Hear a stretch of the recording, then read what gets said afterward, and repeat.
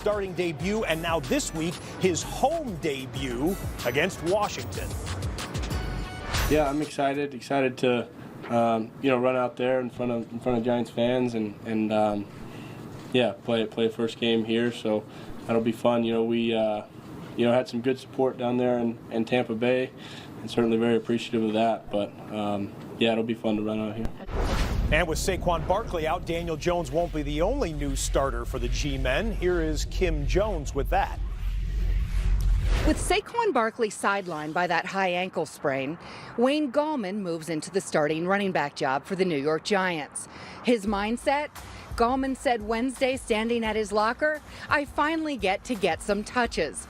That's one way to look at it. Since joining the Giants, Saquon has accounted for 77% of the Giants' rushing yards. On Wednesday, Evan Engram, Sterling Shepard, and rookie quarterback Daniel Jones all talked about the enormous loss Barkley is. But to a man, every one of them said this: next man up, and that they have confidence in Wayne. Thank you, Kim. One more look at the sparkling stat line for the rookie QB and his dramatic last-second victory over the Tampa Bay Buccaneers. 2 passing touchdowns, but added the 2 rushing touchdowns, including the one that ended up being the game winner, and a 1-point victory, and an 18-point come-from-behind win, the biggest for the G-Men in over 20 years. And as we just heard from Kim Jones, he did a lot of that work without the best player on the field out for the second half. Saquon was gone, so how is that going to impact this offense going forward? Saquon was gone for most of that game, but coming into that game, he was there in Tampa Bay, had to prepare for him. Now the Redskins do not have to prepare for Saquon Barkley. He is gone, and I believe Daniel Jones is going to struggle in this game without Saquon Barkley in the backfield. When Saquon Barkley is in the backfield, you are going to see 8-man boxes. As you can see right here, you can count all these guys right here. 8 men in the box. This is a quarterback's best friend having a running back like this. With 8 men in the box, this is still what Saquon Barkley can do. He's still going to get you yards. And when you have to prepare for a guy like this as a defense, it makes it tough. Again, the Dallas Cowboys, loaded box, 8 men in the box, they still cannot stop 26.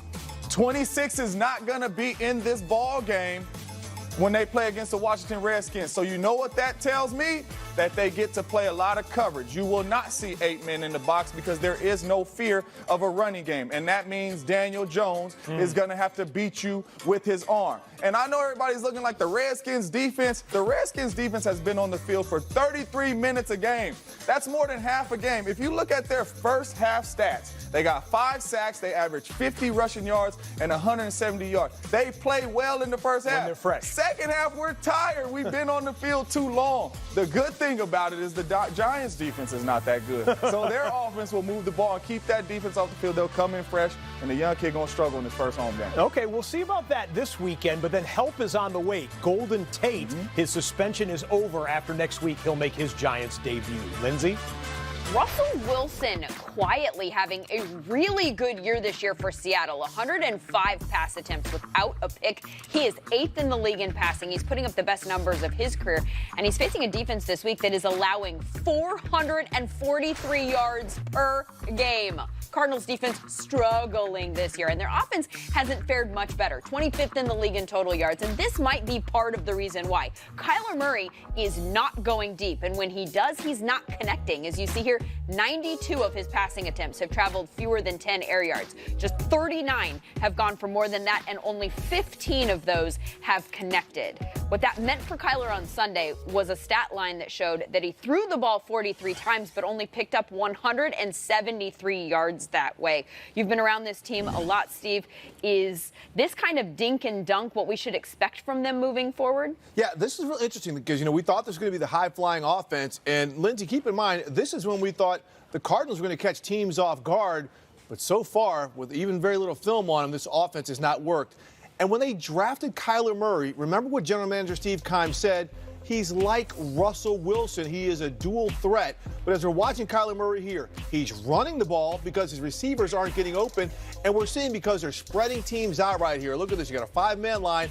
Look at the pressure right here. You have a free runner slip. This is what they're going to have to count on to get yards out of him because the protection has been weak. Lindsay, he's been sacked 16 times this season already. You know why? He's throwing it. He's dropping back more than 50 times a game. It says he's got 137 attempts, but you know what? He's been sacked 16 times. That's a high number. They've got to run the ball. David Johnson, as we know, a good player. He has only rushed the ball 37 times this year. If you're going to create an illusion, you better have some illusionary optics, and that's a very good running back.